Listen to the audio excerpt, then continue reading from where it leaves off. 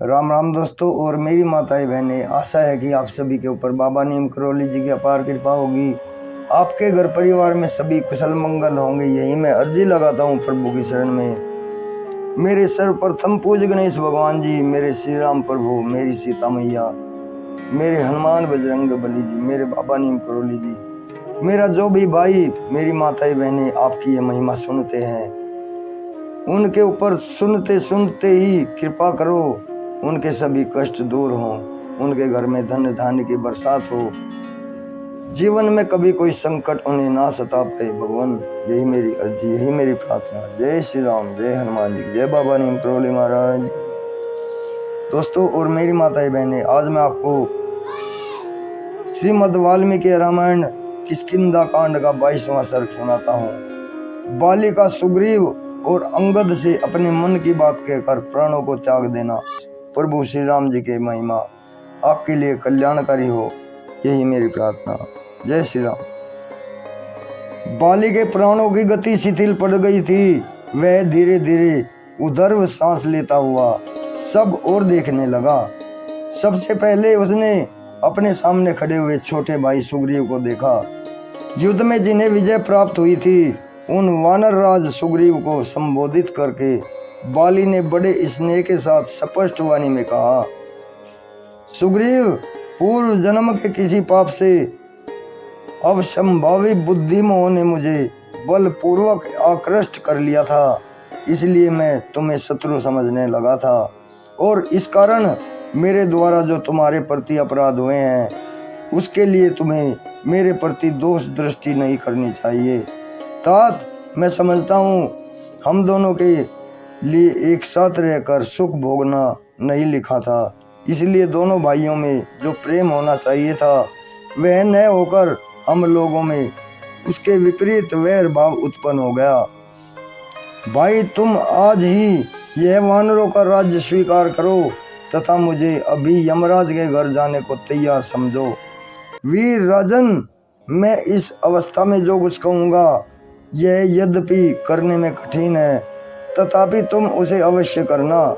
देखो, मेरा बेटा अंगद धरती पर पड़ा है, इसका मुंह आंसुओं से भीगा है, यह सुख में पला है और सुख भोगने के योग्य है। बालक होने पर भी यह मूढ़ नहीं है, यह मुझे प्राणों से भी बढ़कर प्रिय है।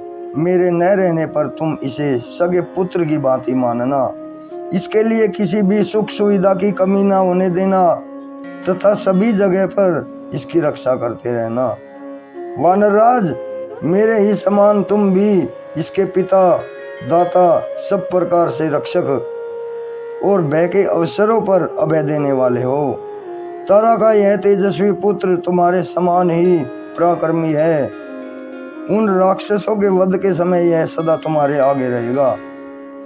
यह बलवान तेजस्वी तरुण तारा कुमार अंगद रणभूमि में पराक्रम प्रकट करते हुए अपने योग्य कर्म करेगा।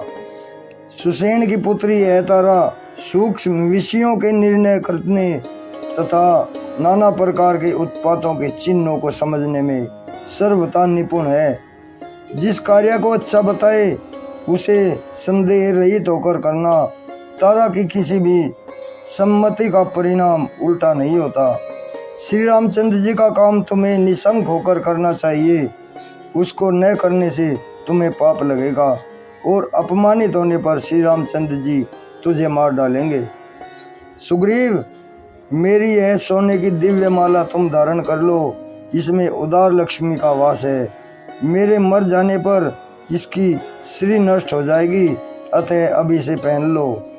बाली ने भ्रात स्नेह के कारण जब ऐसी बातें कही, तब उसके वध के कारण जो हर्ष हुआ था उसे त्याग कर सुग्रीव फिर दुखी हो गया, मानो चंद्रमा पर ग्रहण लग गया हो। बाली के उस वचन से सुग्रीव का वैर भाव शांत हो गया। वे सावधान होकर उचित बर्ताव करने लगे। उन्होंने भाई की आज्ञा से वह सोने की माला ग्रहण कर ली। सुग्रीव को वह स्वर्ण माला देने के पश्चात बाली ने मरने का निश्चय कर लिया। फिर अपने सामने खड़े हुए पुत्र अंगद की ओर देखकर स्नेह के साथ कहा, बेटा, अब देश काल को समझो, कब और कहाँ कैसा बर्ताव करना चाहिए, इसका निश्चय करके वैसा ही आचरण करो। समयानुसार प्रिय अप्रिय सुख दुख जो कुछ आ पड़े उसको सहो। अपने हृदय में अक्षमा भाव रखो और सदा सुग्रीव की आज्ञा के अधीन रहो। माँ बाबो, सदा मेरा दुलार पाकर जिस प्रकार तुम रहते आए हो, यदि वैसा ही बर्ताव अब भी करोगे तो सुग्रीव तुम्हारा विशेष आदर नहीं करेंगे। शत्रुदमन अंगद, तुम इनके शत्रुओं का साथ मत दो, जो इनके मित्र न हो उनसे भी ना मिलो, और अपनी इंद्रियों को वश में रखकर सदा अपने स्वामी सुग्रीव के कार्य साधन में संलग्न रहते हुए उन्हीं के अधीन रहो। किसी के साथ अत्यंत प्रेम ना करो और प्रेम का सर्वथा अभाव भी ना हो, क्योंकि ये दोनों ही महान दोष हैं। अतः मध्यम स्थिति पर ही दृष्टि रखो। ऐसा कहकर बाण के आघात से अत्यंत घायल हुए बाली की आंखें घूमने लगी। उसके भयंकर दांत खुल गए और प्राण पखेरु उड़ गए। उस समय अपने युद्धपति की मृत्यु हो जाने से सभी श्रेष्ठ वानर जोर जोर से रोने लगे और विलाप करने लगे। हाय, आज वानर राज बाली के स्वर्ग लोक चले जाने से सारी किष्किंधापुरी सोनी हो गई।